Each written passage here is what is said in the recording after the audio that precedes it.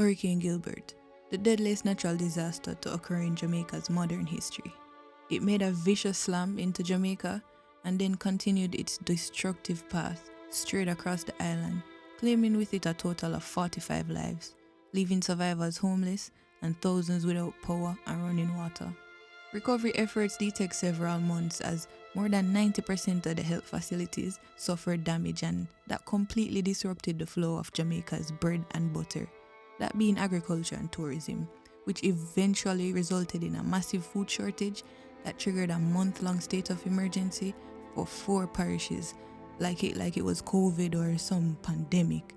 That's how brutal Gilbert was, people. Anybody here can remember what it was like when Mr. Gilbert came knocking?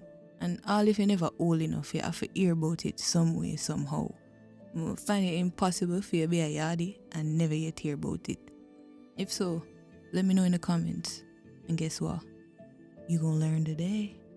September 10th, 1988, Jamaica was predicted to be hit with its first deadly hurricane in 37 years. It was set to make landfall on September 12th at 9 a.m. as a Category 3 storm. As the island braced for the hurricane, disaster preparations were implemented, such as the cleaning of storm drains, and shelters were appointed at schools and at the National Arena. Air Jamaica moved all of its planes out to Miami and other locations out of the path of the hurricane, and all flights into and out of Jamaica were suspended.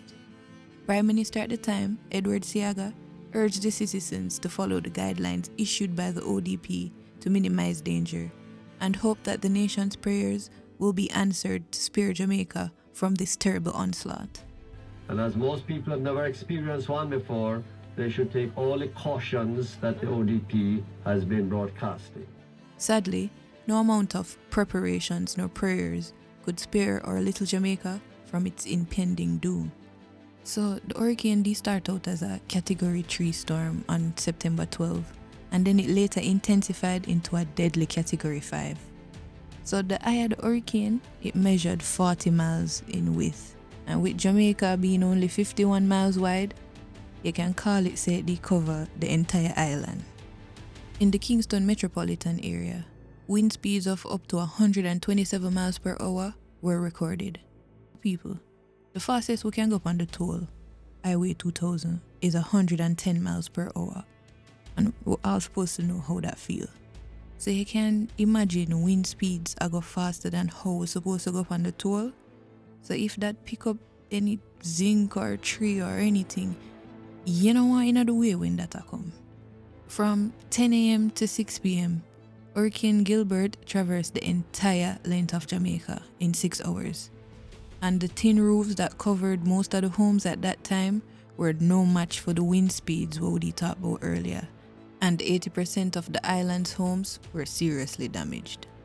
Hurricane Gilbert produced a storm surge of up to 19 feet, and on the north coast, waves measuring 20 feet emerged, forcing hotels to be evacuated in the popular tourist destination. Television stations ceased transmission because by this time the entire island was without electricity. However, the radio stations continued broadcasting throughout the day and night. As Gilbert lashed Kingston, its winds knocked down power lines, uprooted trees, and flattened fences. Hundreds of miles of roads suffered significant damage, and Kingston's airport reported severe damage to its aircraft. Alright, so for us to better understand how badly Gilbert impacted the island, we have to look further back in Jamaica's archives. Remember when we say Gilbert had the first deadly hurricane to hit Jamaica in 37 years? Well, in 1951, there was a devastating storm called Hurricane Charlie, or the 51 storm. And for most who were alive at that time, they started to sense a little deja vu. Hurricane Charlie wreaked havoc in Jamaica on August 17, 1951, causing severe damage to mainly the southeastern parishes. Sadly, 154 people died in that deadly storm of 1951. Several communities were left completely destroyed, Port Royal was laid flat, and Kingston received the heaviest blow since the earthquake and fire of 1907. Although Hurricane Charlie had far more deaths and injuries, it was nowhere near as calamitous as Gilbert. Hurricane Charlie damaged a quarter of the island, and at the time, many homes didn't have electricity or pipe water, so the loss wasn't as gut-wrenching as Gilbert. 37 years later, when Gilbert made landfall at a more modernized Jamaica, the deaths weren't as many, and we're grateful for that. However, the damages were just too much, and the impact it left on the island even after the hurricane was just dreadful. Prime Minister Edward Seaga said that Hurricane Gilbert caused $8 billion in damage, and he said that in eastern Jamaica, where Gilbert first came ashore and was hardest hit, looked like Hiroshima after the atom bomb. 500,000 people were left homeless in Jamaica, and at the time Jamaica had a population of 2.3 million. The government estimated that about 150,000 people were set up in distress shelters around the island, in sports stadiums, churches, and at the national arena.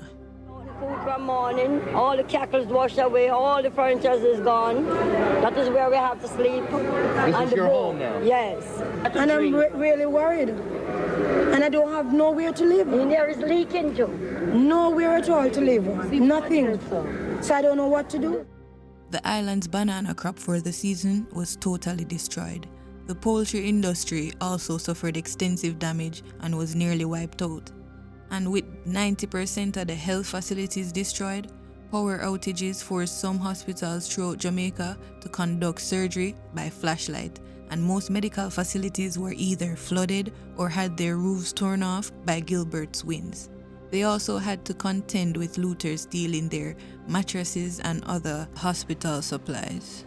According to the Gleaner archives, the nation's official death toll was 45, and Seaga said that he had no doubt that this is the worst disaster that Jamaica has experienced in its modern history.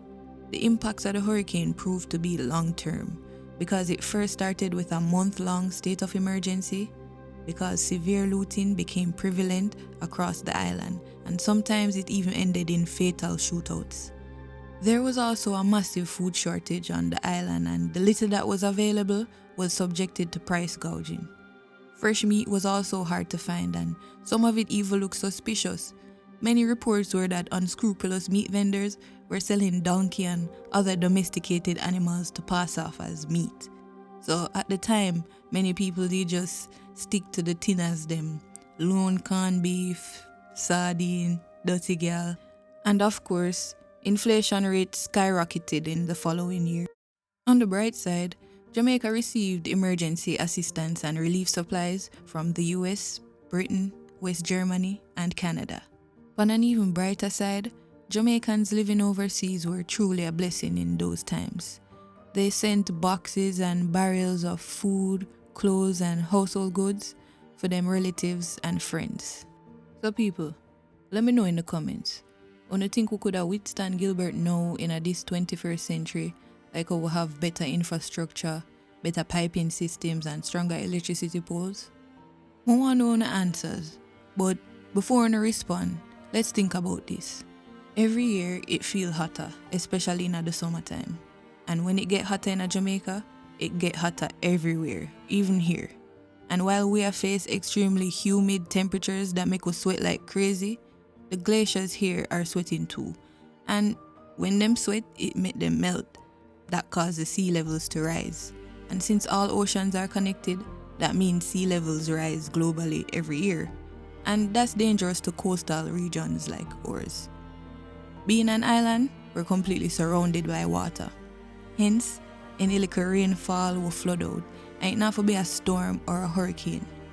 So now I see why any news of one hurricane, we nation pray like never before. We even go as far as to threaten any hurricane we're in our path. Oh. Yes, man, you never want to hear no, eh? You never want to hear. Sorry. I'm sorry, you say? Yeah. So here's a little fun fact about Hurricane Gilbert. The name Gilbert was retired from the list of hurricane names due to its widespread impact, extensive damage, and extreme loss of life. The name Hurricane Gilbert, or the name Gilbert, will never be used again for another Atlantic hurricane. The destruction in Jamaica was so heavy that Lovin Dare, one of the country's leading dancehall DJs at that time, released a single called Wild Gilbert a few days after the storm. It was the fastest selling reggae record in the history of Jamaican music. Come now, who no see me dish? Who no see me dish? Anybody who no see me something like the dish? So people, what wanna think? Could we do a better job at withstanding a hurricane like Gilbert in this decade than in 1988? I wanna think. If you enjoyed the video, don't be afraid to poke that like button. And if you're new here, subscribe. If you enjoy content about history, Jamaican history, subscribe.